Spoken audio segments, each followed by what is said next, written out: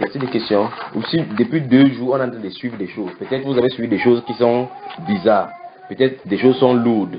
Peut-être on a suivi des choses qui étaient nouvelles. Qu'est-ce qu'il en est?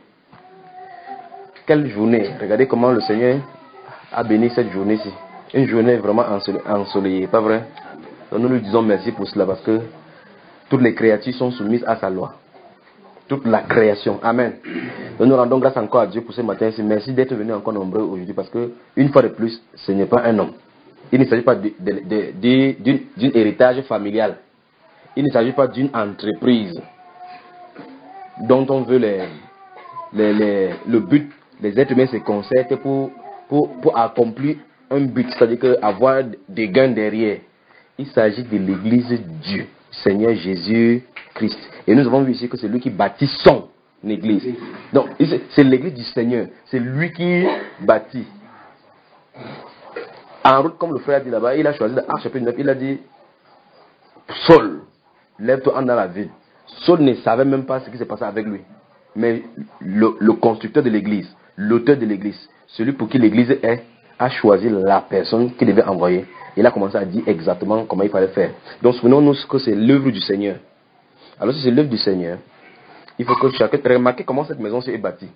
La personne qui a mesuré ces fenêtres-ci, la personne qui l'a mesuré pour créer cette trou-ci, correspond exactement à ce qu'il a dessiné sur le plan. Et lorsqu'on l'a réalisé, les vitres qui sont placées là-bas sont correspondantes. Ça veut dire que la vitre de ces fenêtres-ci ne peut pas être le même que ces fenêtres-ci. Et la personne qui l'a conçu ainsi. Donc c'est à notre niveau humain là-bas, de conception. Et si le créateur qui fait le chef-d'œuvre, celui qui est parfait, qui fait quelque chose, sa chose doit être parfaite. On est d'accord? Quelqu'un dit une église sans tache ni ride. Ni rien de semblable. Voilà. Donc voici, nous êtres humains, quand on construit, regardez le plafond de cette maison. Regardez comment tout est bien. Donc voilà comment nous construisons les maisons. Nous voulons que ça soit bien. Nous mettons la peinture qui nous plaît. Alors aujourd'hui, il faut qu'on comprenne que c'est Jésus qui a construit son église. Il place chaque caillou de la construction, chaque pierre de l'édifice, comme selon son modèle. Parce que la conception de cette maison-ci, la personne qui veut la maison dit que je veux une maison comme ça. Je veux une maison comme ça. Il donne ces choses. Soit il construit avec en terre, soit il construit en planche, soit il construit en ciment. Il choisit maintenant les matériaux. Les matériaux ne se choisissent pas. Les matériaux ne se choisissent pas. C'est la personne qui construit qui choisit ce qu'il va faire avec. Il sait que même si la fenêtre se fâche là maintenant, même si les verres se fâchent maintenant, elle ne peut pas occuper la place. Le sol si que nous sommes en train de toucher, il peut dire n'importe quoi, que vous me piétinez chaque jour, il sera toujours là. Le plafond ne peut pas décider d'être la porte. La porte ne peut pas décider d'être la moi. Chaque chose est à sa place. Mais observez la maison. Observez cette maison que vous avez devant vous. Est-ce que chacun de ces instruments a choisi la position qu'il a voulu? Est-ce que la fenêtre a choisi d'être fenêtre? Est-ce que la porte a choisi d'être porte? Et le sol, a-t-il choisi ici? Qui a choisi? Le constructeur.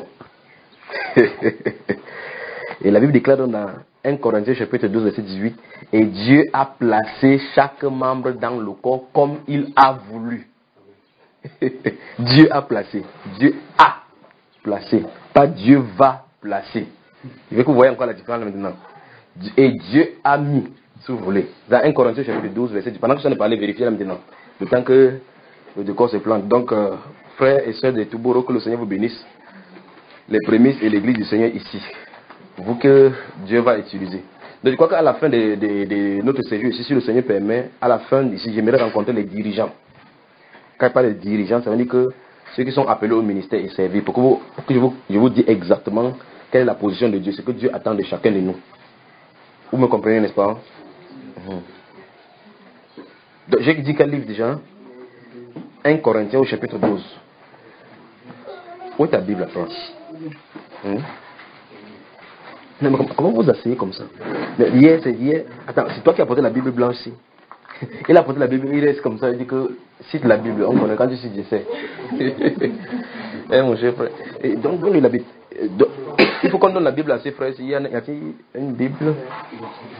Ah, c'est toi qui dis, c'est à toi qui dis qu'à prévu te parler aujourd'hui, c'est ça, non? qu'on va causer. C'est pas à toi. Hein? C'était toi, non? Oui. On peut vous donner une Bible à ce frère. Donc la Bible déclare, vous avez ça devant vous, n'est-ce pas? C'est 1 Corinthiens chapitre 12 là. La Bible déclare au verset 18. Si vous remarquez, c'est là-bas, on parle au verset 13, on dit que nous avons tous été baptisés dans un seul esprit pour former un seul corps, soit juif, soit grec, soit libre, soit esclave, soit homme, soit femme. Et nous avons tous été baptisés dans un seul esprit pour former un seul corps. La Bible dit donc au verset 18, il dit, et Dieu a placé dans les gens ensemble, et Dieu a... Verset 18. Maintenant, Dieu a placé chacun de nous. Voilà. Allons-y. Non. Ok, tu es dans le second. Allons-y ensemble, tous ensemble. Maintenant, Dieu a placé chacun.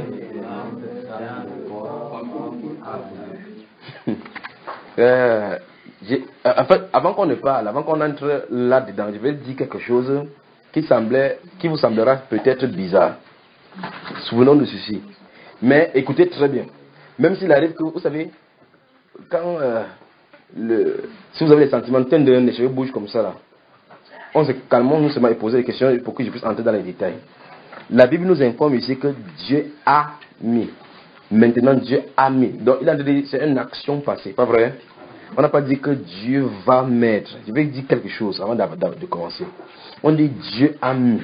Donc en réalité, si nous sondons bien l'écriture, devant le Seigneur, l'église de Dieu est accomplie. Devant le Seigneur. Mais la manifestation physique maintenant, la réalité est une autre. C'est pour ça que c'est dans Éphésiens chapitre 2, il va dire qu'il nous a ressuscités ensemble, il nous a fait asseoir avec lui dans les lieux célestes. D'accord? Dans Éphésiens chapitre 2, le verset 6, c'est là où c'est écrit comme ça.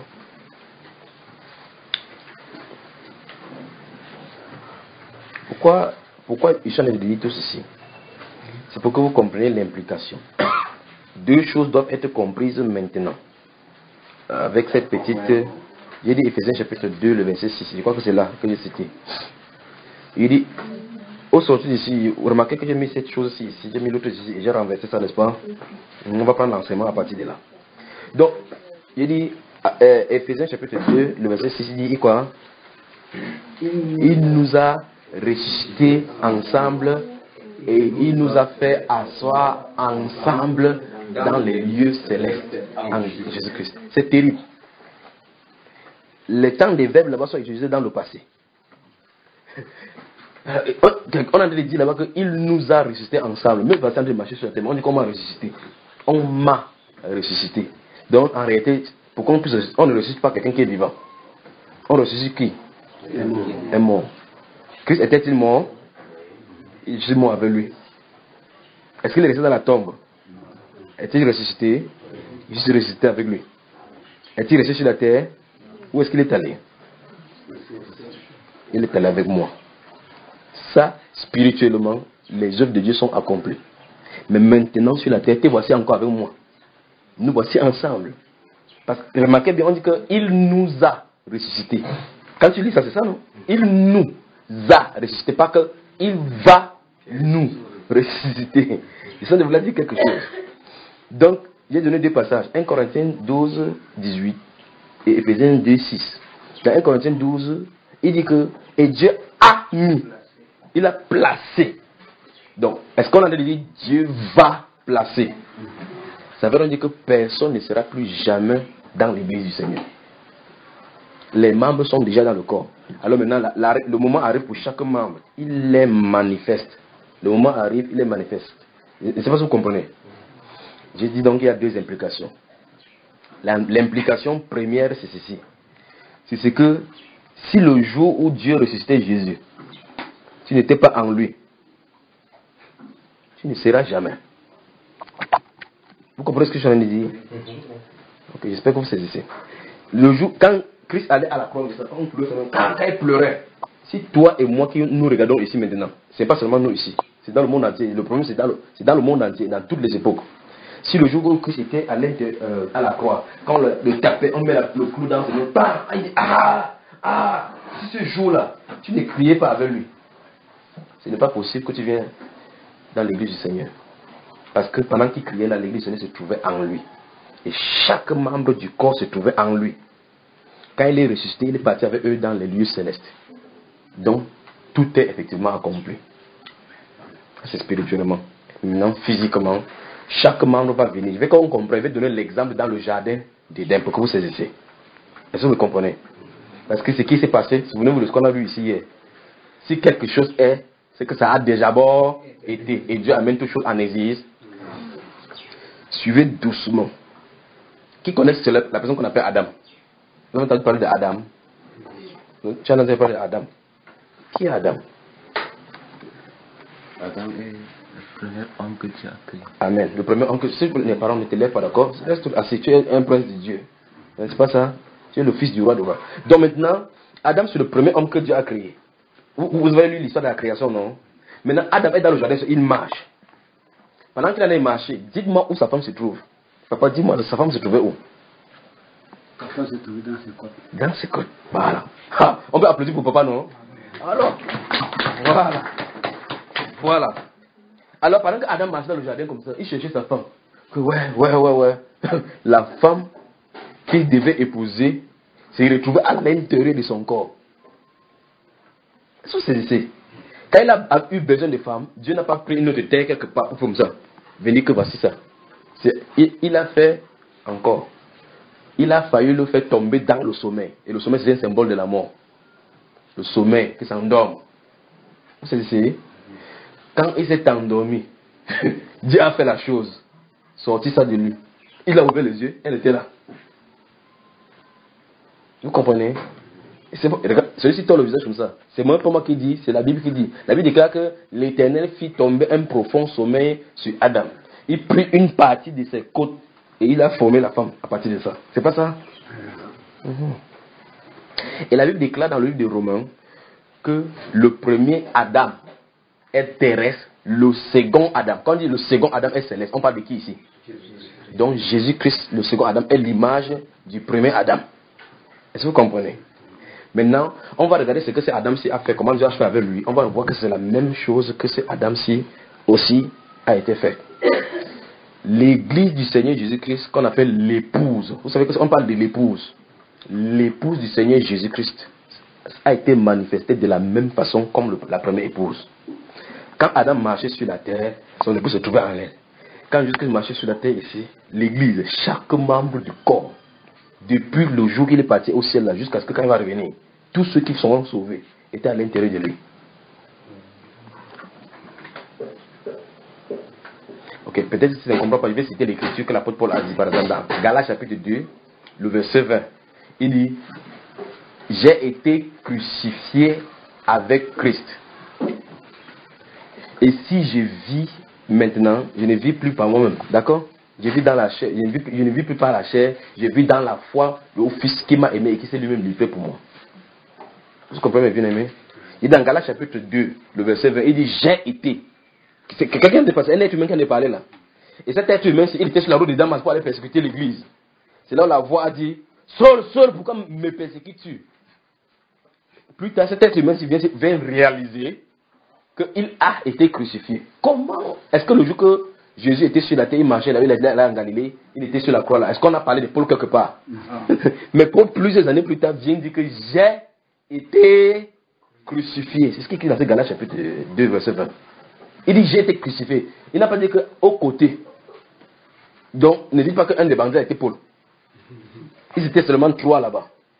Un à gauche, l'autre à droite. On dit qu'on a brisé les pieds des 2 autres, mais celui du milieu n'a pas brisé ses pieds. Mais Christ, comment on s'appelle? Le frère Paul dit ici que j'ai été crucifié avec lui. Donc, quand Christ criait, il était avec lui à l'intérieur. Vous avez vérifié que c'est ça, n'est-ce pas? Il dit: s'il vit maintenant, ça c'est la réalité. Il ne vit plus dans la foi au Fils de Dieu qu'il a aimé et qui s'est lui-même livré pour lui. Qu'est-ce que l'apôtre Paul a dit?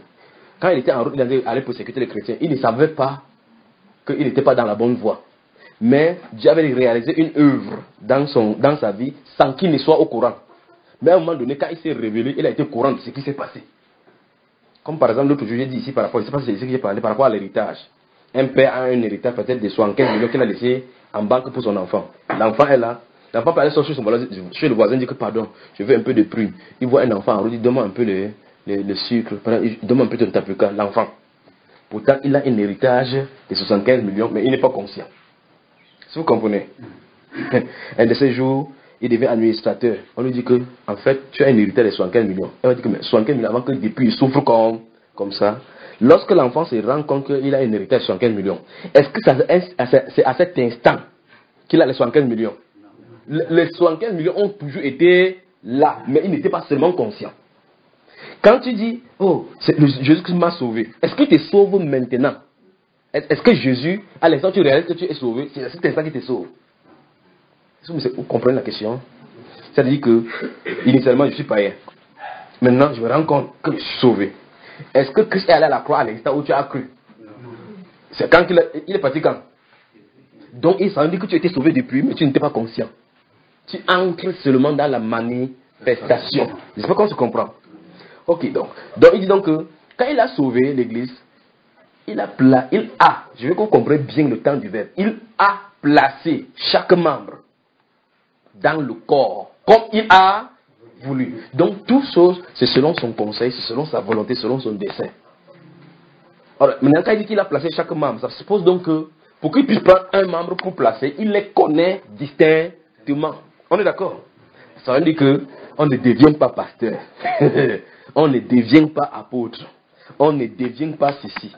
Les apôtres, les prophètes, les ceci, tous les choses que vous pouvez nommer sont choisis d'avance par Dieu. Dans ce Galates chapitre 2, verset 20, si vous lisez le chapitre 1 cette fois-ci, verset 11 jusqu'au verset 15, vous allez remarquer, il dit que vous savez comment je me conduisais. C'est l'apôtre qui parle. Vous connaissez comment je me conduisais quand j'étais zélé pour la tradition du Père. Il dit, mais lorsqu'il plut à celui qui m'avait mis, écoutez encore le mot, mais lorsqu'il plut à celui qui m'avait mis à part dès le sein maternel. Donc, quand il a sorti devant sa mère, Dieu l'a mis à part que tu seras mon apôtre. Mais il ne savait pas.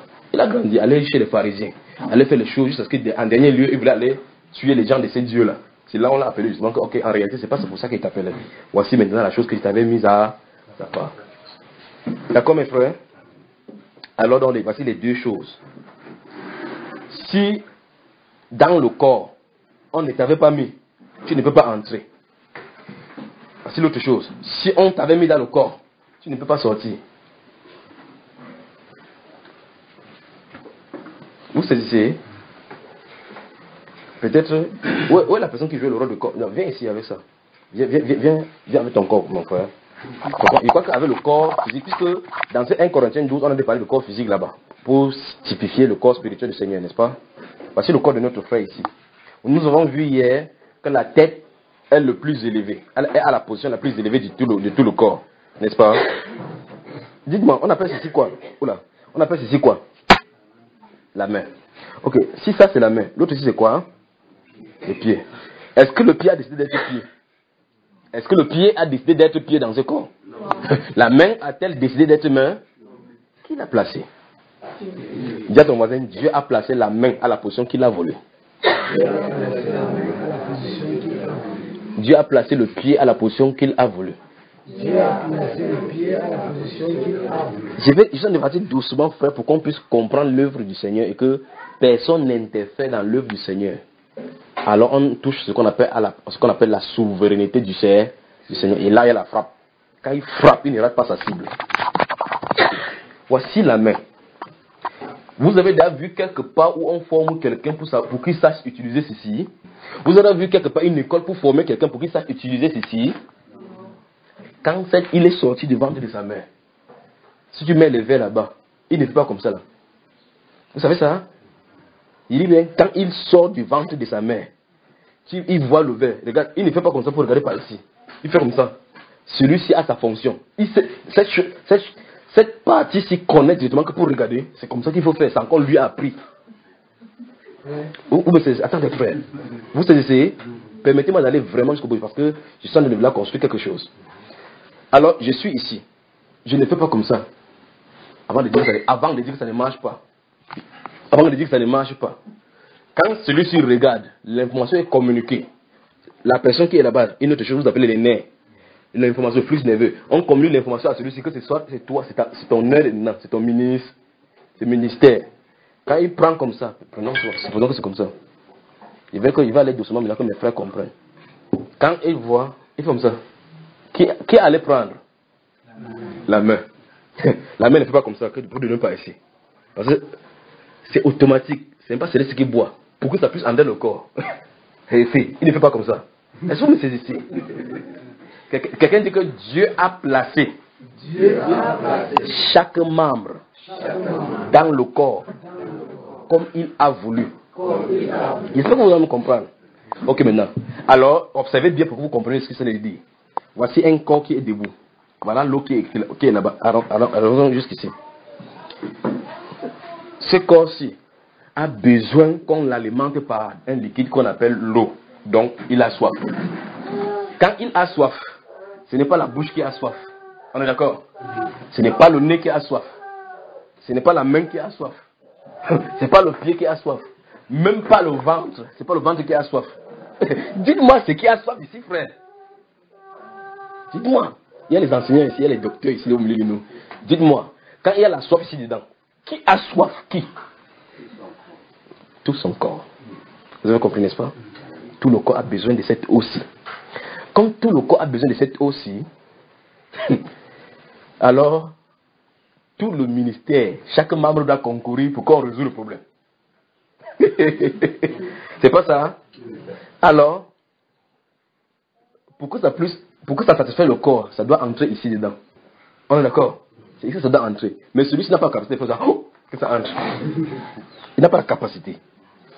Alors, il faut que, comme pour donner la solution-ci, tous ceux qui vont quittant d'ici à là pour entrer dans la constitution de résoudre ce problème-là, c'est leur ministère à ce moment-ci. On est d'accord? S'il est fatigué debout, il va faire quoi? S'asseoir. Il ne peut pas s'asseoir comme ça. Celui-ci a le ministère de s'asseoir. On se comprend? Vous riez, je suis obligé de prendre les choses pratiques pour vous expliquer ces choses-ci. Quand il veut s'asseoir, s'il fait comme ça là, vous savez très bien que s'il met la tête ne s'assoit pas. On est d'accord? C'est qu'il a laissé créer des problèmes. Ok. S'il est fatigué, il va s'asseoir. Et remarquez très bien, quand chaque membre fait sa chose, il y a satisfaction dans tout le corps. Quand il veut s'asseoir, vous savez, quand vous avez mal au rein partout, vous êtes fatigué, là, vous rentrez du champ, quand vous mettez comme ça, vous faites c'est pas ça? Veut dire vraiment que on a admis vraiment que celui-ci a rendu vraiment service à son ministère. Donc le ministère de s'asseoir a vraiment rempli son ministère. Alors revenons sur notre exemple. Le corps a besoin d'être satisfait. On a vu que ce liquide-ci doit entrer ici. Or, ce n'est pas celui-ci qui boit qui est satisfait. Ce n'est pas lui qui a soif. On est d'accord? Ce n'est pas la bouche qui va boire qui a soif. D'accord? Même pas le ventre, là où le liquide va tomber, ce n'est même pas le ventre qui a non plus soif. Nous avons convenu que c'est le corps qui en a besoin de ce liquide. Maintenant, je dis ici, chaque fois qu'il y aura un besoin, les membres, les parties du corps qui sont destinées à résoudre le problème, c'est eux qui vont entrer en service. D'accord, mes chers frères? Il y a encore un autre problème. Si on prend ceci, le bras-ci, c'est formé de plusieurs autres parties. Ces bras, c'est constitué des mains, de l'avant-bras et autres. Si celui-ci refuse de fonctionner, il y aura un problème. On est d'accord? Si ceux-ci refusent d'entrer dans le ministère, il y aura un problème d'articulation. Parce que c'est une autre chose. S'il arrive là-bas, il faut comme ça qu'il va prendre. D'autres s'il reste que je ne travaille pas. Pourra-t-il ramener la main avec ça? Dis encore à ton voisin, Dieu a placé chaque membre dans le corps comme il a voulu. Alors maintenant, pour que celui-ci puisse satisfaire ce qui se trouve là-bas, donc la soif, voilà le problème. Il y a le problème qui se pose, voici la solution. Il faut maintenant que cette personne-ci s'avance vers la solution. Avant de voir 1, 2, stoppons. Ok. Du point de départ, il est arrivé ici, pas vrai? Qui a rendu ce ministère? Le pied. La main a eu quelque chose à voir avec cela? Ok, maintenant, observez encore ceci. Quand il est avancé, est-ce que la main a dit que je viens te trouver? Quand il se déplace, qu'est-ce qui se déplace? Il entraîne tout le reste dans son mouvement. Ok. Donc maintenant, si on te dit maintenant qui est plus important, c'est pour ça que vous voyez qu'il y a la difficulté de dire qui est plus important sur le corps. Est-ce que vous êtes ici? Alors, le pied a fait son ministère jusqu'ici. Je pose la question. Supposons donc que le pied ait un problème avec la main. Que ça dit qu'ils ont créé, que tu m'as fâché. Je suis venu chez toi, tu ne m'as pas donné ta nourriture. Toi et moi, nous sommes ennemis. Alors, y a-t-il cohésion dans le corps? Est-ce qu'il y a cohésion dans le corps? Est-ce qu'il y a cohésion dans ce cas? Alors, quand celui-ci, le corps a besoin de quelque chose, la main va aller prendre, l'œil regarde la direction, le pied dit que je ne bouge pas. Le problème sera résolu. Ok, maintenant. 1 Corinthiens 12. Arrêtons-nous jusqu'ici. On n'a pas encore vu. 1 Corinthiens là, chapitre 12. Toujours. 1 Corinthiens chapitre 12. Merci Seigneur Jésus. Verset 20 maintenant en descendant. Frère, tu peux lire verset 20. 1 Corinthiens 12, Oui. verset 20. Oui. Il est écrit. Oui. Maintenant, donc il y a plusieurs membres et un seul corps. Oh, attends, souvenez-vous. On dit qu'il y a quoi? Plusieurs membres. Ouais, j'ai nommé les mains, les pieds, orteils, ainsi de suite. Mais combien de corps il y en a? Un seul corps. Continuons la lecture. Verset 21. Oui. L'œil ne peut pas dire à la main, je n'ai pas besoin de toi. Stop. Je recommence encore. Il dit qu'il est quitté d'ici. S'il ne t'internet pas, il est quitté d'ici à ici. J'ai dit, arrête-toi. Il dit, si le pied avait des problèmes avec la main, ça suppose qu'il ne marche plus ensemble. Je ne suis pas là pour t'obéir. Vous saisissez, n'est-ce pas? La Bible dit donc que l'œil ne peut pas dire L'œil ne peut pas dire à la main que je n'ai pas besoin de toi. l'œil ne peut pas dire à la main je n'ai pas besoin de. C'est-à-dire que chaque membre de ce corps-ci est dépendant l'un de l'autre. Ils sont intimement liés. Est-ce que vous comprenez? Et la Bible déclare donc que normalement donc il ne doit pas avoir inimitié entre les membres. Normalement donc il ne doit pas y avoir inimitié, des problèmes entre un membre du corps et un autre membre. Vous savez, n'est-ce pas? L'œil ne peut pas dire. Souvenez-vous, il a parlé de ce corps qui est devant nous là maintenant. Mais il a d'expliquer physiquement une réalité spirituelle dans le corps du Seigneur. D'accord? Voilà. Quand il dit dans ce verset, il dit que et Dieu a placé dans le membre, chaque membre comme il a voulu.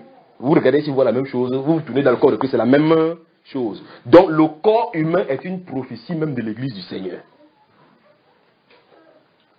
Donc le corps humain, quand Dieu créait l'homme, il pensait à l'église. C'est terrible.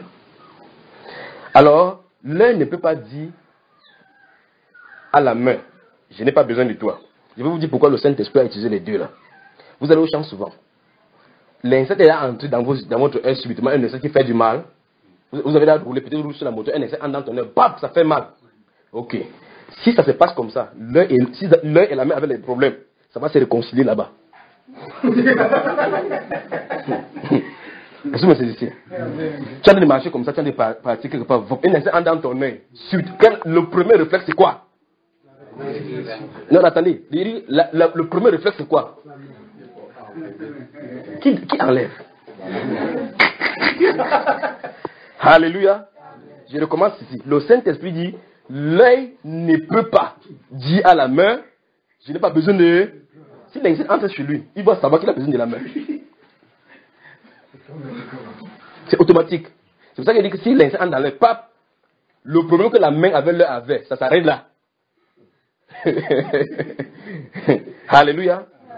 C'est que la première chose se fait, il va dire que avant que tu fasses un peu, enlève ceci d'abord. Avant que tu fasses un peu, enlève ceci. C'est la main aussi. C'est la main aussi dit que tant qu'il parle encore voix. Parle encore voix. Ce n'est pas l'œil qui aura ce problème cette fois-ci. Tout le corps sera paralysé. Est-ce que c'est ici? Parce que si l'œil a des problèmes et que ça éteint, la main ne pourra plus voir quelque chose pour aller toucher. Ce sera le problème. Quand il fait comme ça là, si la main entre dans le feu, ça fait comme ça là. Ce n'est pas la main seule qui souffre, c'est tout le corps. Amen. Dis à ton voisin, l'œil ne peut pas dire à la main, je n'ai pas besoin de toi. Le Seigneur est en train de dire, tu n'es rien sans moi. Je ne suis rien sans l'autre. L'autre n'est rien sans l'autre. Nous sommes liés. Vous comprenez? Observez encore sur la construction. Vous allez voir que chaque chose a sa place.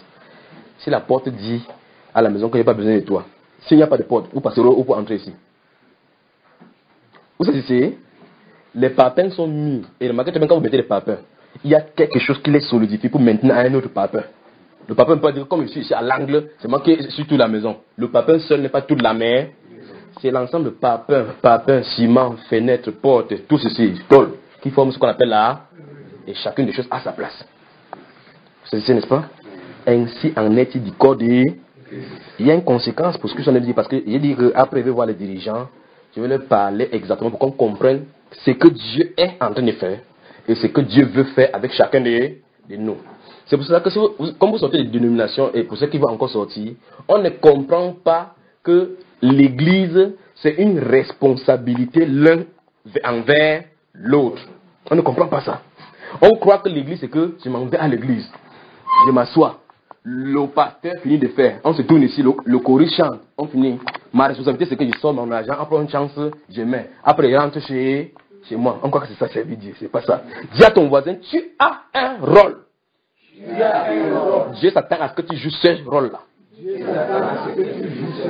C'est pour ça qu'il dit tout à l'heure, ces pieds s'ils ne va nulle part pour savoir que pour marcher, c'est pas comme ça qu'on fait. La main n'a pas reçu une formation pour savoir que pour prendre, je prends comme ça. Est-ce que vous me suivez? Ok. Et remarquez bien ce que je dit. Dieu a placé chaque membre dans le corps comme il a voulu. Quand le pied, je dis que la main n'a pas reçu une formation pour aller prendre, ça veut dire ceci. Chaque membre a en lui automatiquement sa fonction. Chaque membre a automatiquement en lui sa fonction. Il ne tergiverse pas pour dire qui doit faire telle chose. S'il y a fait telle chose à faire, qu'est-ce qu'il doit faire? Est-ce que vous comprenez? Notez aussi Romains chapitre 12, donc vous allez vérifier votre... J'ai dit notez, pourquoi j'avance ce que j'en ai dit, notez. Romains chapitre 12. Donc vous allez lire à partir du verset 3 jusqu'au verset 8. Ok, voici notre chapitre 12, du verset 3 jusqu'au verset 8.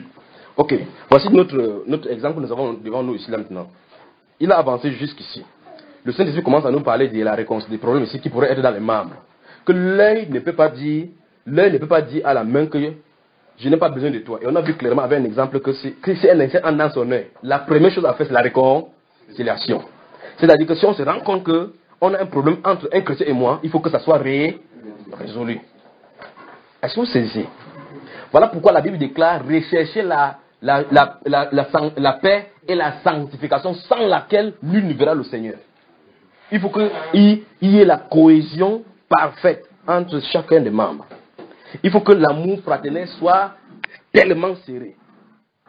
Vous comprenez, n'est-ce pas? Est-ce que vous comprenez? C'est pour ça qu'il faut qu'on comprenne l'œuvre du Seigneur.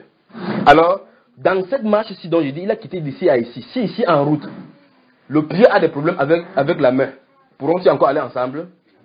Donc, dans ce cheminement de la marche pour la solution avec le Seigneur, tout le corps doit être en harmonie. Toute personne qui crée le trouble dans le corps du Seigneur, il ne fait pas partie du corps. Parce que le corps est en harmonie. Il n'y a jamais eu un moment où ta main a dit à ton pied que je n'ai pas besoin de toi. Pas vrai? Avançons dans 1 Corinthiens 12, si frère. On est le verset 21, selon nous. Il a dit, l'œil ne peut pas dire à la main, 12, verset 21. Tu t'es arrêté au verset 21. Il y a l'autre segment, vous venez de dire. C'est Romains chapitre 12. Hébreux 12, verset 14. Je viens de dire que Dieu a dit, rechercher la paix et la sanctification sans laquelle nous ne verrons le Seigneur. C'est dans Hébreux là, 12, verset 14.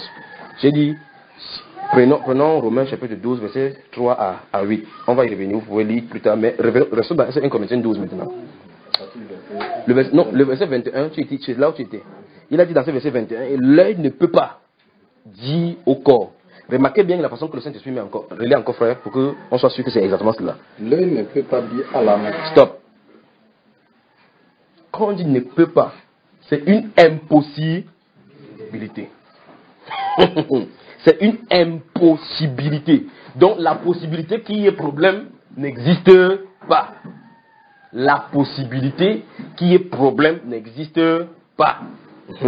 Il n'a pas dit l'œil ne doit pas dire à la main, je n'ai pas besoin de toi. Il n'a pas dit que l'œil ne doit pas le dire. Pour que lui donner que c'est un commandement. Il dit que l'œil ne peut pas dire. C'est-à-dire que dans cette harmonie que Dieu a placée dans le corps, non. Dieu a placé cette harmonie dans le corps lui-même. Et s'il a mis la main, il sait que la main va faire telle chose va faire telle chose, comme c'est lui qui a mis. Pas vrai? Ok, il dit, l'œil ne peut pas. Donc, ça exprime le fait que c'est impossible. C'est ça, non? L'œil ne peut pas dire. Il n'a pas dit l'œil ne doit pas dire. Parce que si l'œil devrait dire, ça suppose qu'à un moment donné, l'œil pouvait dire avant de se rendre compte que le commandement m'interdit de le dire. Est-ce que vous comprenez? Alors, il dit l'œil ne peut pas. Ça suppose que dans le fonctionnement de l'harmonie qu'il y a dans l'église du Seigneur, Jésus, c'est lui qui connaît ses membres. Nous nous embrouillons sur la terre. Vous entendez quelqu'un dit qu'il est pasteur aujourd'hui, un de ces jours vous entendez qu'il est ancien, un de ces jours il dit qu'il est apôtre, un de ces jours il dit qu'il est prophète. Qui l'embrouille comme ça? C'est-à-dire que si cette personne-là était ici, je ne sais pas si vous avez compris quelqu'un qui a dit par exemple qu'il est quitté d'ancien à pasteur, de pasteur à apôtre. Vous avez vu de telles personnes? Vous n'avez pas encore entendu? Alors si quelqu'un qui est de pasteur à apôtre, ça suppose que cette main un jour va faire le rôle de pied. C'est possible ça? Est-ce que c'est possible qu'un jour, la main devienne le pied? Quelqu'un dit Dieu a placé chaque membre dans le corps, comme il a voulu. Donc si vous voyez un pasteur qui dit que était pasteur maintenant chez apôtre, il y a un problème avec lui. Il ne fait pas partie du corps. Si vous voulez accepter ou non, c'est la Bible. Parce que quand Dieu a placé, il a dit clairement qu'il a placé chaque membre dans le corps. Il n'a pas dit qu'il va placer. Pour que quelqu'un dise ok, je suis apôtre, maintenant je suis plus que telle chose. Pour qu'on voit que c'est devant. C'était derrière que Dieu l'a fait. Est-ce que vous comprenez? Et quand elle a fait, voici la main. La main a toujours été main. Même si la main se fatigue d'être main, la main est toujours main. Elle va faire le même rôle là, jusqu'à ce qu'on quitte sur cette terre-ci. On est d'accord? Ok. Qu'on continue ici, le verset 21 là. Le verset 21. Le verset. Je n'ai pas besoin de toi. Ni la tête dire aux pieds. Je n'ai pas besoin de vous. Ok, maintenant. Nous, tout à l'heure, nous avons dit que la tête symbolisait qui? C'est terrible. Il va jusqu'à dire que ni la tête dit je n'ai pas besoin des pieds. Et il dit je n'ai pas besoin de vous. Donc ça veut dire même Jésus lui-même ne peut pas se rejeter. Parce que l'église c'est son corps. Ça veut dire même Jésus lui-même ne peut pas avoir un problème avec un des membres. On se comprend frère? Je recommence ici. Un membre peut avoir un problème avec Jésus. Peut avoir un problème avec Jésus. Mais Jésus lui-même ne peut pas avoir un problème avec le membre. Parce qu'on a dit là-bas que ni la tête ne peut pas dire, ne peut pas dire, j'ai pas besoin de vous. C'est la tête là. Et la tête est le symbole de qui? Jésus. Donc Jésus n'a pas de problème avec les gens. Alléluia. Avançons. Continue, verset suivant. 22. Oui. Mais plutôt, bien plutôt, oui. Les membres du corps qui paraissent être les plus faibles sont nécessaires. Stop. Il dit, je suis étonné quand je lis la Bible. Je ne sais pas si vous êtes étonné de la même façon. Dieu donc nous révèle ici que dans le corps-ci, il y a certaines parties que nous pouvons considérer comme pas nécessaires. Il dit que ces parties-là sont comment? Non nécessaires. Relisons encore le verset. Il dit, mais bien plutôt. Mais bien plutôt, les membres du corps qui paraissent être. Stop. Donc, l'apparence peut être trompée. Il dit que les membres du corps qui paraissent. Ça veut dire que ce que nous considérons n'est pas la chose que Dieu lui a considérée. Les membres du corps qui paraissent. Donc, ça veut dire que c'est à l'apparence. À l'apparence, ça semble ne pas être nécessaire. Il dit, sont nécessaires.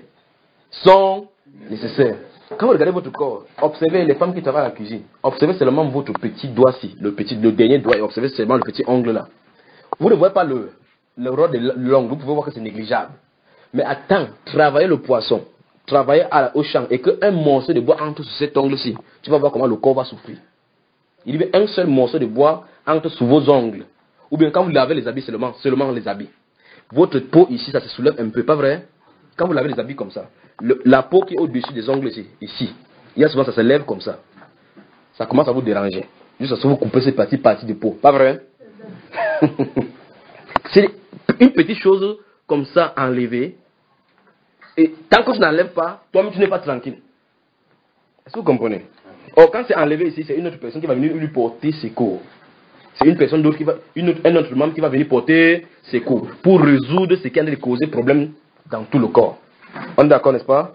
Avançons ici. Alors, comprenant ces choses-ci, vous allez comprendre pourquoi toucher à nos cheveux pour modifier est un problème pour Dieu. Vous comprenez là, n'est-ce pas? Hein? Nettoyer notre corps, comment j'ai dit la dernière fois, que mettre le maquillage pour changer le corps, pour changer la couleur du peau, c'est un problème pour Dieu. Parce que la Bible déclare que Dieu a mis chaque chose à sa place. Rien ne doit être modifié, rien ne doit être modifié. Chaque chose à sa place.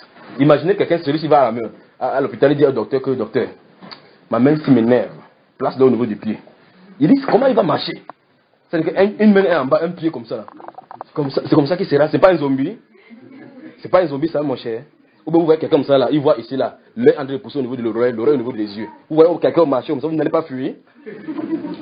Vous êtes, n'est-ce pas? Ok. Donc, même les membres qui paraissent. Donc, si vous voyez n'importe quoi, si quelqu'un prend le couteau, là, il vient devant vous, pour te punir, il dit que choisis toi-même l'endroit où je vais couper. C'est là où vous allez voir la difficulté. Il dit que si on prend le couteau, il dit que toi-même, choisis l'endroit de ton corps que tu veux qu'on coupe. Il dit, tu vas voir là où il y a la difficulté. Tu vas dire, mon oreille, non. Mon doigt, comment il va arrêter les choses? Mon pied, je vais marcher comment? Tu ne pourras pas choisir l'endroit comme tu veux qu'on coupe. On coupe tes fesses, tu peux t'asseoir. Alléluia. Ok, avançons ici, frère. Et ceux que nous estimons être les moins honorables Oui. du corps, nous les entourons d'un plus grand honneur. Ça, c'est le langage spirituel, mais vous savez très bien de quoi on va parler. Même ceux qu'on estime. Vous savez, les hommes, vous savez de quoi il est question? Vous savez, les membres, la principaux. Nous les entourons d'un plus grand honneur. Vous comprenez, les hommes, vous comprenez? C'est ça, non? Les femmes, vous comprenez aussi, n'est-ce pas? Faites comme si vous ne comprenez pas, vous comprenez quand même. Avançons ici. Ainsi, nos membres les moins honnêtes reçoivent le plus d'honneur. Stoppons là-bas et parlons de l'église du Seigneur. Après avoir démontré méthodiquement pour expliquer la révélation du mystère du corps de Christ au travers des membres humains, il dit ainsi donc. Quand on dit ainsi donc, ça exprime une conclusion. Ainsi donc. Donc j'aboutis donc avec toute l'analyse qui est faite là, avec tout ce que j'ai démontré, ça aboutit à ceci. Les membres qui sont les moindres, qui sont les faibles, sont entourés d'un plus grand honneur. Mettons cela en exemple clair dans l'église du Seigneur maintenant, dans ce qu'on appelle l'église aujourd'hui. Dans le membre de l'église aujourd'hui, quand il parle de l'église, maintenant comprenez ce que sont l'église, c'est le folklore qui est dehors, dans les dénominations. Qui est-ce qui est entouré d'honneur? Pasteur. Et ses acolytes. Est-ce que c'est biblique? Si on s'arrête seulement sur ce qu'on a reçu depuis, est-ce que c'est biblique?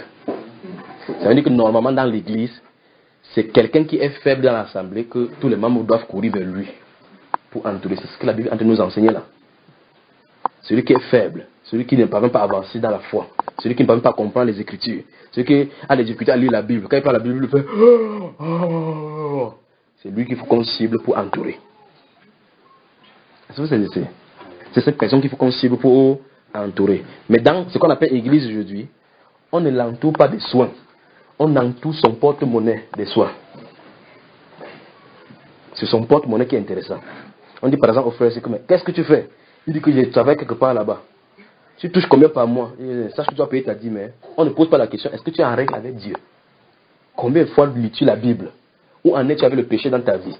As-tu nettoyé toute la main? Est-ce que si Christ vient là, tu vas partir? Quelqu'un de normal regarderait plutôt à ces choses, c'est pas au niveau de l'argent. Vous savez, n'est-ce pas? Il dit donc, ainsi donc, les membres les moins honnêtes. Quand on parle de moins honnêtes, le sens spirituel de moins honnêtes, c'est ceux qui n'ont pas d'honneur, ceux qu'on ne parvient pas à honorer. Il dit qu'on les entoure beaucoup plus d'honneur. Donc, il faut de l'amour pour faire ces choses-là. D'accord? C'est parce que le langage, il y a des enfants ici. J'aimerais dire que je vais quand même dire, parce qu'il faut qu'on soit clair. D'accord? Vous savez ce qu'on appelle la dialyse? Vous savez, la dialyse. Ou bien, je vais dire ça autrement. Si vous êtes médecin ou bien vous avez des gens qui sont malades, imaginez que la nourriture entre ici et que vous ne déféquez pas. Il dit que quand il parle de déféquer, vous comprenez, n'est-ce pas? Si vous passez ici derrière, comme ça, il y a un endroit là derrière, une maison de réserve ici derrière, où on passe avec le président.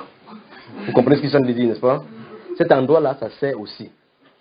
Vous comprenez? Il y a une partie ici qui rend ces ministères-là. Quand quelqu'un sort comme ça, vous savez ce qu'il va faire. Il n'a que deux endroits, soit par devant, soit par derrière. Vous comprenez ce que ça veut dire, n'est-ce pas? Ok, quand quelqu'un part là-bas, quand il arrive là-bas, c'est pas celui qui fait. Celui qui fait pas. C'est le moment de l'autre ministère. Et c'est quelque chose que si quelqu'un va au marché, au champ, et que ça l'attrape en route, vous voyez comment la personne ouvre la barre, vraiment, il jette le bois là-bas. Marathon par là-bas, pas vrai? Pourquoi? Parce que tout le corps est mal à... Quand il arrive là-bas, vous comprenez ce qu'il veut dire? Comprenez, mais je suis obligé de dire. Il fait... Tu entends... Et puis vous entendez... La personne... Qui fait... C'est tout le corps. Ce n'est pas cette personne-ci. L'autre là, seulement fait son ministère. Là, je vous dis ceci. Supposons qu'on met la colle forte là-bas. Supposons qu'on met la colle forte là-bas. Et que cette chose-là qui vous arrive là, vous allez voir. La personne ne peut même pas rendre son ministère. Cette partie ne peut même pas rendre son ministère. Vous êtes fini, pas vrai? C'est que c'est les pleurs qui arrivent. Pas vrai? Tout le corps est para. Mais maintenant, si vous regardez vraiment cette chose-là qui rend ce ministère, ce n'est même pas bon à voir. Si vous regardez cette chose-là qui fait ce ministère, dis à ton voisin, le ministère de défécation. Souvenez-vous que chaque membre dans le corps a un rôle. Son rôle, c'est la défécation. Là-bas, les choses sortent seulement. Ça entre par ici, ça sort par là-bas. Si ça sort par ici, vous êtes malade. C'est que c'est le rôle de celui-ci maintenant de dire qu'il faut prendre ces choses pour couper ça. Parce que ici, ce n'est pas fait pour sortir. C'est fait pour entrer. Et ministère de défécation, c'est pas ici. Alléluia. On dit donc que même les parties qui sont les moindres sont entourées d'un grand souhait. Donc vous avez intérêt à préserver celui qui sert le ministère de défécation. Il a un rôle important. Vous comprenez? Alors, on dit les moindres, nous l'entourons d'un plus grand honneur. Donc, l'une des parties du corps qui est vraiment laid à voir, c'est lui. Mais il fait un grand rôle de nettoyage. Vrai ou faux? Ok. Lisons, frère. C'est la Bible. C'est pas celui qui a dit vérifier dans votre Bible. Je crois qu'on est en train de lire, on est en train d'être enseigné ensemble. Pas vrai? Maintenant, ainsi, oui. nos membres les moins honnêtes reçoivent le plus d'honneur. Le plus d'honneur. Je ne peux pas parler avançons. Tandis que ceux qui sont honnêtes n'ont plus besoin. Est-ce que vous comprenez? Est-ce que vous comprenez? Ceux qui sont déjà honorés, on n'a pas besoin de les entourer de soi. Donc ça veut dire qu'il faut qu'on au milieu de l'assemblée. Je parle ici parce qu'il veut parler aux enseignants de la parole de Dieu qui sont parmi vous, d'accord? Pour que vous compreniez, pour ne pas rater ces choses-ci. On n'est pas là pour les considérations des personnes, on est là pour encadrer les gens. Pierre, m'aimes-tu? Père mes brebis. C'est ce que c'est, n'est-ce pas? Donc, on a une responsabilité de perdre les brebis du Seigneur. C'est-à-dire que Éphésiens 4 dit que les saints ministères sont donnés pour le perfectionnement des saints en vue de l'œuvre de leur ministère et de l'édification du corps de Christ. Est-ce que vous comprenez? Jusqu'à ce que nous soyons tous parvenus à la connaissance des fils de Dieu et à l'unité de la foi. Donc tant que ce n'est pas arrivé, ce n'est pas le but final de Jésus. Donc chaque personne a un rôle. Souvenez-vous de ceci. Chaque chose, même qu'on a de pointer, on voit très bien que son rôle, ce n'est que lui qui peut gérer. Donc vous voyez très bien que personne ne peut remplacer personne ici. Personne ne peut remplacer personne. Si je dis que non, mes dents me font mal, envoyez la nourriture par là-bas, on voit alors. Vous pouvez envoyer la nourriture par là-bas. Si vous voulez, mettez dans les seringues, mettez là-bas. Si vous mettez dans les seringues, ça ne sera pas la nourriture que Dieu a dit parce qu'il a mis chaque membre comme il a voulu. Ça ne doit passer pas comme ça. Quand les gens ont des problèmes pour pisser là-bas, les médecins font la solution ici. Mais vous voyez très bien comment c'est pénible. Tu ne peux pas marcher avec ça, tu ne peux pas faire n'importe quoi avec ça parce que Dieu, quand il a placé chaque membre, quand tu le fais, quand chaque personne fait sa chose, c'est dans la liberté. Il n'y a pas de contraintes. Est-ce que vous comprenez? Si on dévie le rôle de quelqu'un, une autre chose en train de faire, c'est la perversion. Il y a un problème qui a causé cela. Vous me comprenez, frère? Ok, continuons. Dieu a disposé le corps de manière à donner plus d'honneur à ceux qui en manquaient. Vous avez entendu? Donc, si un membre du corps n'a pas d'honneur, qui a fait? Encore. Donc, si un membre du corps n'a pas d'honneur, qui a prévu comme ça? Voilà. En fait, ça devrait être un problème parce qu'on a dit au verset 18 que Dieu a placé chaque membre dans le corps comme il a voulu. Il dit que Dieu a disposé, Dieu a, pas Dieu va, Dieu a disposé le corps. Paul a de prendre c'est le corps humain ici qu'il a de parler, mais ce qu'il a de parler, il n'est pas de décrire un corps humain. Il a décrit le corps de Christ. Parce qu'au verset 13, il dit que nous avons en effet tous été bâtis dans un seul corps, dans un seul esprit, pour former un seul corps. Alors, il entre dans ce corps pour commencer à expliquer ce qu'il a expliqué là, mais au travers du corps humain. D'accord? Continuons. Afin qu'il n'y ait pas de division dans le corps. Afin qu'il n'y ait pas de division dans le corps. Arrêtons sur ce mot. Vous vous souvenez, hier, j'ai mis 5 personnes sur debout. J'ai mis 5 personnes sur debout quand nous voyons on a lu à 1 Corinthiens, toujours dans 1 Corinthiens, chapitre 1, verset 10, que voici ce que je vous exhorte, c'est qu'il n'y ait point de division, que vous tenez tous un même. Quand les gens ont un même langage, ça veut dire qu'ils s'entendent. Le ministère de défécation, comme nous parlions tout à l'heure, là, s'il sort du champ, il veut partir, et qu'il a un problème avec le pied, le problème va se résoudre. C'est grave. Ok, même là-bas, jusque là, s'il veut faire quelque chose, la main dit qu'il n'enlève pas la culotte, le problème encore résolu là-bas, non? N'est-ce pas, il y a le problème, non? C'est que la main dit, je ne touche pas. Comme tu es le pied là, je n'ai pas de problème avec toi. Enlève toi-même l'habit qui est sur toi. Entre-temps, le pied discute comme ça là. Le problème c'est que le ministère de défécation est serré entre 3 ministères. Le ministère des pieds pour aller, le ministère de s'asseoir. Tout est là. Il y a un petit membre là-bas qui est moins d'honneur. C'est le ministère de défécation. Lui il n'a pas de problème avec le reste, mais les restes ont le problème entre eux. Qu'est-ce que ça vient faire sur lui? Tant qu'il n'accepte pas que celui-ci soit au ministère de défécation, ne fait pas son ministère. Pourtant il n'a pas de problème avec quelqu'un. Dieu a placer les membres, disposer les membres de telle façon que celui qui a moins d'honneur soit entouré de plus d'honneur. Mais je veux que vous compreniez ce langage-ci. On dit que c'est Dieu qui a placé comme ça. Pas que quelqu'un a décidé de venir. Pas que quelqu'un a décidé de s'intégrer. C'est Dieu qui a mis. C'est-à-dire que si une personne est faible, Dieu a prévu cela parce qu'il veut faire une œuvre au travers de quelqu'un d'autre. D'accord, mes chers frères et sœurs? Avançons. Mais que les membres aient également soin les uns des autres. Non, il y a sauté là-bas, remonte un peu plus haut. Mais ça ne colle pas avec ce qui est en haut là maintenant que tu viens de lire. Relis encore, frère. Dieu a disposé le corps de manière à donner plus d'honneur à ceux qui en manquaient. Oui. Afin qu'il n'y ait pas de division dans le corps. Afin qu'il n'y ait pas de division dans le corps. Donc s'il y a division dans le corps, ça ne vient pas de qui? Dieu. On est d'accord sur ça, sur ce principe-là. S'il y a division, et division, ça veut dire que chacun commence à prendre son parti. Chacun commence à prendre son parti. Hier, on a vu avec les exemples des vraies églises catholiques, protestantes, vous avez vu, n'est-ce pas? On a vu clairement que ça ne vient pas de Dieu. Parce que quand il y a division, tous ne parlent pas le même langage. On est clair, pas vrai? Voilà. Or, Dieu veut que tous parlent le même langage, tiennent le même langage. Et si on tient tous le même langage, on est en harmonie. On est d'accord? Il dit qu'afin qu'il n'y ait pas de la division dans le corps, mais que les membres aient également soin les uns des autres. Vous avez vu le but, n'est-ce pas? Que les membres aient soin les uns les autres. Donc, je suis là pour servir. Tu es là pour servir. Nous sommes là pour servir. Et alors vous allez comprendre que la place que le pasteur disait ici est qu'il y a quelqu'un qui est plus élevé, n'a pas de place. Ça n'a pas ça. Aucune place. C'est ça qui pose la question hier ici. Voici la tête qui est élevée. Parmi tous ceux-ci, qui est plus important? Est-ce qu'il a pu répondre? Parce qu'il ne peut pas avoir une fondation biblique. Il dit afin qu'il y ait point de division et que les membres aient soin les uns les autres. Maintenant, comme la prophétie de Dieu c'est que les membres aient soin les uns les autres, on peut avancer maintenant dans la résolution du problème ici. Alors les membres ici ont compris que on a soin les uns les autres. Il faut résoudre le problème de la soif. Avance, frère. Quand tu bois.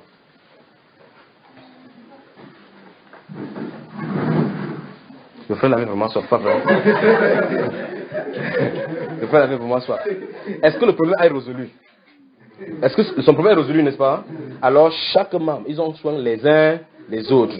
Tous les membres ici ont concouru pour résoudre le problème du corps. Amen. Veuillez t'asseoir, monsieur. Merci. Merci beaucoup.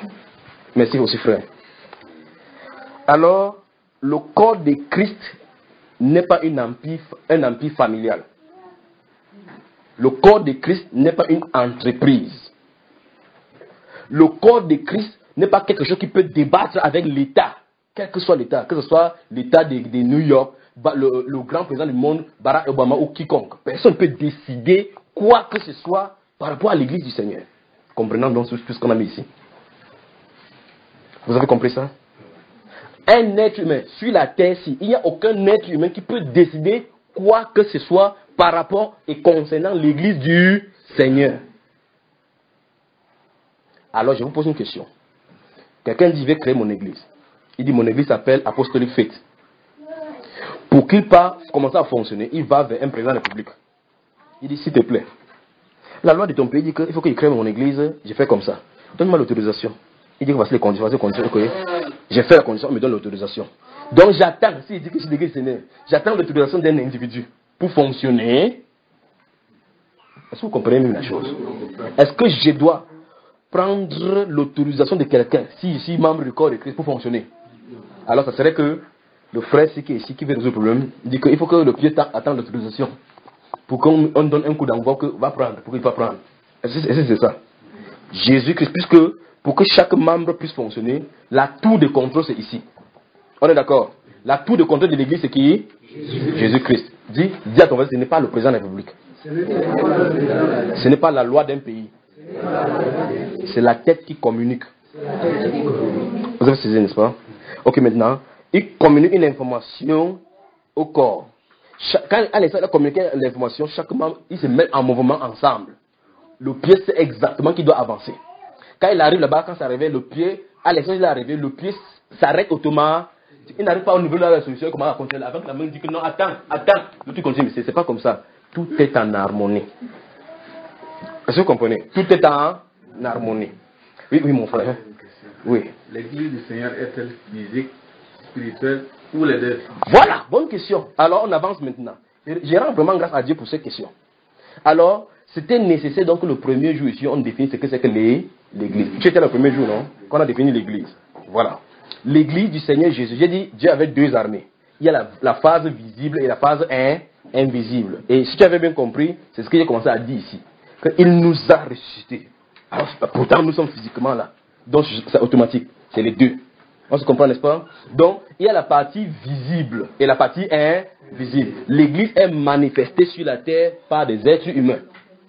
Or, c'est toi et moi qui sommes dans l'église. On se comprend? Là où deux ou trois sont assemblés à mon nom, Jésus-Christ est au milieu. Et donc, pour que je vienne te rendre visite, il a dit que si deux d'entre vous s'accordent sur la terre, s'il vient pour prier avec toi, je vais prier avec toi. Il faut qu'il passe à la sous-préfecture. Monsieur le sous-préfet, je vais aller prier chez telle personne. Donne-moi l'autorisation. Ça a un sens? Ça a un sens. Est-ce que ça a un sens? Ok, maintenant, comprenez bien ce que je viens de dire. Je viens de vous dire que l'église du Seigneur Jésus-Christ n'est pas une association. Ce sont les associations qui ont besoin de l'autorisation pour fonctionner en tant qu'association. L'église du Seigneur Jésus-Christ, c'est un organisme vivant. Différent d'une organisation. Parce qu'une organisation, pour que tu puisses faire, pour avoir l'autorisation par rapport à ton organisation ou ton association, l'un des dossiers que tu vas joindre, c'est avoir le statut. Donc, s'il y a ma Bible comme ça, un prophète dit bien ici, il dit que quel est le statut de votre association? Il dit, prends-tu lui. Voilà le statut. Voilà le règlement intérieur. Voici le code de conduite, c'est là. Il n'y a pas d'autre.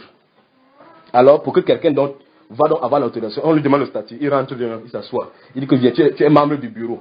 Il y a des bureaux dans la Bible ici. Où est-ce que c'est, n'est-ce pas? Est-ce qu'il y a des bureaux ici? Maintenant, c'est que celui-ci a fait avec la partie religieuse. Quelqu'un qui a créé une ONG qui va à la sous-préfecture, on va lui demander les mêmes choses parce que c'est la loi pour l'association. La personne ONG va aussi rentrer.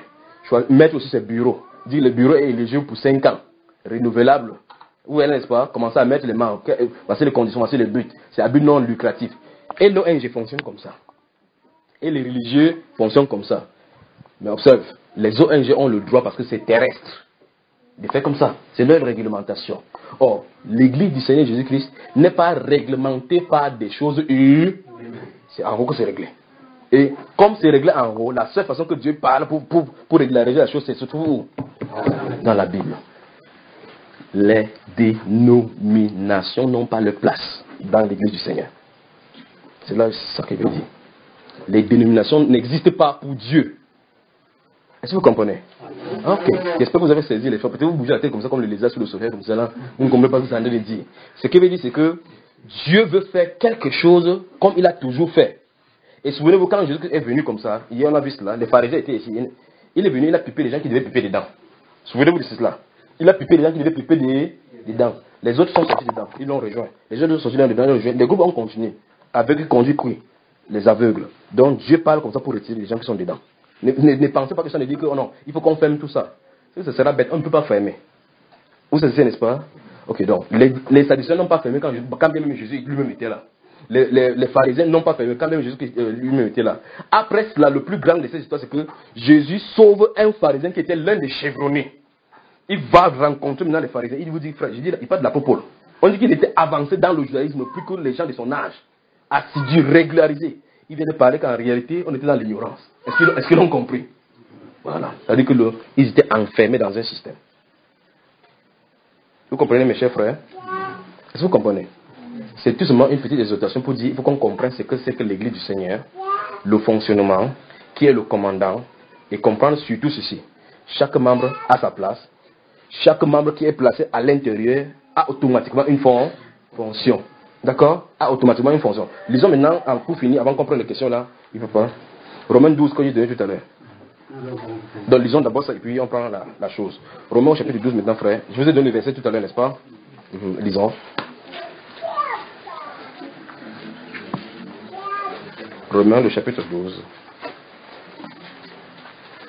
Donc voici donc pourquoi, tout ce que ça nous dit là, voici pourquoi il faut que chacun comprenne, un, que l'église de Dieu est spirituelle. Deux, ce n'est pas un être humain qui choisit.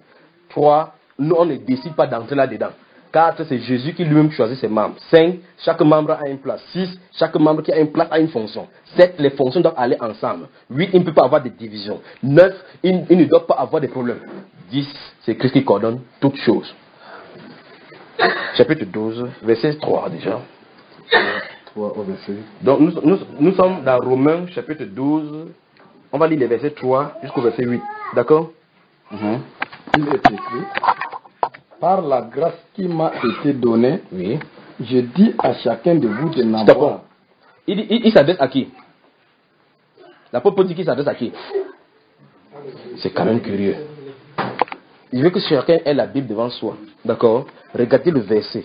L'apôtre dit que je dis à qui? À chacun. Voilà, c'est le mot là-bas. On a dit à chacun. Donc, pendant qu'il a de parler comme ça là, le corps est formé de plusieurs membres. Quand il dit je dis à chacun, ça veut dire qu'il parle distinctement à celui-ci. À celui-ci. Donc ce qu'il a dit là, ça doit être à chaque individu du corps. On est d'accord? Allons-y maintenant. Je dis à chacun de vous de n'avoir pas de lui-même une trop haute opinion. Donc comme nous avons pris l'exemple là, ne dis pas que comme tu es la main, je suis le plus important. C'est moi qui suis le pasteur. Tu n'es qu'un simple chrétien. Écoutez ce qu'on dit. Et vous pouvez voir dans l'esprit qu'il y a dans l'église aujourd'hui. Que personne n'ait une trop haute opinion de lui-même. Pour dire que, en réalité, il veut dire que personne n'est important plus que l'autre. Amen. Avançons. Mais de revêtir des sentiments modestes. Vous avez entendu, non? Avançons. Selon la mesure de foi que Dieu a départie à chacun. Amen. Donc, ça veut dire que, vous avez vu par rapport au ministère des défécations tout à l'heure là. Sa mesure, c'est que quoi? Défect. C'est tout là-bas. Il n'a pas autre. Il ne peut pas dire que je suis élevé. Comme je suis le moindre, je ne suis rien. Donc quelqu'un ne peut pas dire que je suis élevé. Quelqu'un ne peut non plus dire que je ne suis rien. Parce que quelqu'un est quelque chose. Par la grâce de Dieu, je suis ce que j'ai. Par la grâce de Dieu, je suis ce que j'ai. Par la grâce de Dieu, je suis ce que je suis. Je ne me compare pas avec moi-même. Je ne me compare pas avec l'autre. Je suis seulement à ma position. Vous savez? Voilà. Lisons, frère. Verset 4. Oui. Car comme nous avons plusieurs membres. Il est encore revenu sur le même sujet. Vous avez remarqué, non? Il est encore revenu sur le même sujet qui se trouve dans 1 Corinthiens chapitre 12. Oui. Il dit car, pour expliquer, car comme nous avons Plusieurs membres. Dans un seul corps. Dans un seul corps. Et que tous les membres n'ont pas la même fonction. Stop, on a expliqué tout ça là, n'est-ce pas? Tous les membres n'ont pas la même fonction. Oui. Ainsi, nous qui sommes plusieurs, nous formons un seul corps. Voilà. Donc, il a de prendre comme ça une comparaison.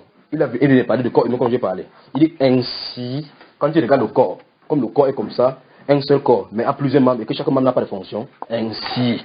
Donc si vous retournez vos regards vers Christ, vers le corps de Christ, c'est comme ça que c'est censé fonctionner. Ainsi, nous qui sommes plusieurs, les chrétiens qui sont plusieurs sur la terre, malgré le nombre de chrétiens qu'il y a sur la terre. Qu'est-ce qu'il dit? Ainsi, nous qui sommes plusieurs, nous formons un seul corps en Christ. Malgré notre multitude, nous sommes formés un seul corps en Christ. Donc chaque membre a un rôle dans ce corps-là. Allons-y. Et nous sommes tous membres les uns des autres. Membres les uns les autres. Si chaque personne est membre, donc ça veut dire que personne n'est important plus que l'autre. Avançons. Puisque nous avons des dons différents. Stop. Donc nous avons des dons différents, dont les fonctions différentes. Puisque nous avons des dons différents. Oui. Selon la grâce qui nous a été accordée. Oui. Que celui qui a le don de prophétie l'exerce selon l'analogie. L'exerce selon l'analogie de la foi. Donc ça c'est pour quelqu'un, si dans le corps là, un membre a le don de prophétie, qu'il fasse d'après ce que la foi, la Bible, conformément à la Bible. Avançons. Que celui qui est appelé au ministère s'attache à son ministère. On continue avec un autre. Que celui qui enseigne s'attache à son enseignement. On continue avec encore, vous voyez là, n'est-ce pas? Et celui qui exhorte à l'exhortation. Encore. Que celui qui donne le fasse avec libéralité. Encore. Que celui qui préside le fasse avec zèle. Arrêtons là-bas. Donc vous voyez la suite. Donc c'est exactement tout ce que j'ai expliqué sur le corps humain. Dieu attend chaque personne là où il l'a placé. Mais dès le départ, j'ai dit deux choses aussi. Dieu l'a placé depuis dans son corps. Si Dieu ne t'a pas placé dès le départ, tu n'as pas un rôle. Par exemple, le verre, s'il ne se trouve pas dans mon corps, ça n'a pas une fonction chez moi. C'est à l'extérieur du corps. On est d'accord? Le verre qui se trouve sur la table est à l'extérieur du corps. Ça n'a pas une fonction ici dedans. Est-ce que vous comprenez? Donc, comme Dieu a fait le corps sans le verre, il n'y a pas possibilité que le verre se trouve en moi. C'est pas possible. Merci frère. Merci ça va. Donc vous allez continuer jusqu'au verset 8, d'accord? Alors, avons-nous compris donc le fonctionnement du corps humain? Parallèlement, avons-nous compris ce que Dieu veut, comment il veut que son corps fonctionne? Avons-nous compris comment Dieu, le Seigneur Jésus-Christ veut que son corps, le corps de Jésus-Christ fonctionne? Nous avons saisi, n'est-ce pas? Ok. Si nous avons saisi ainsi, quelle est donc l'implication maintenant, alors que nous tenons ici maintenant à tout bord? Quelle est l'implication? Il dit, si on a saisi donc, voici le fonctionnement. Et l'une des choses qui risque de fracasser, c'est qu'on ne peut pas être ajouté dans ce corps-là maintenant. Ça a déjà été effectué. Nous sommes assis ici donc. Ça veut dire qu'il faut seulement que Dieu réveille un membre. Si quelqu'un était du corps, que Dieu le réveille. Si tu ne fonctionnes pas, lève-toi, tu fonctionnes. Est-ce que vous comprenez? Vous savez, n'est-ce pas? Ok. Maintenant, si Dieu t'a mis dans le corps, il s'attend à ce que tu fonctionnes. Si tu ne fonctionnes pas, tu as un problème. Et remarquons très bien, pardon, qu'on a dit tout à l'heure que si un membre ne fonctionne pas, tout le corps est paralysé parce que l'activité ne marche pas normalement. On est d'accord? Mais Dieu est à l'œuvre. Dieu est à l'œuvre. Malgré ce qu'il a fait ça dès le départ, il est en train de manifester dans les membres, que les membres entrent en fonction. Il a dû réveiller les membres pour que les membres prennent conscience. Amen.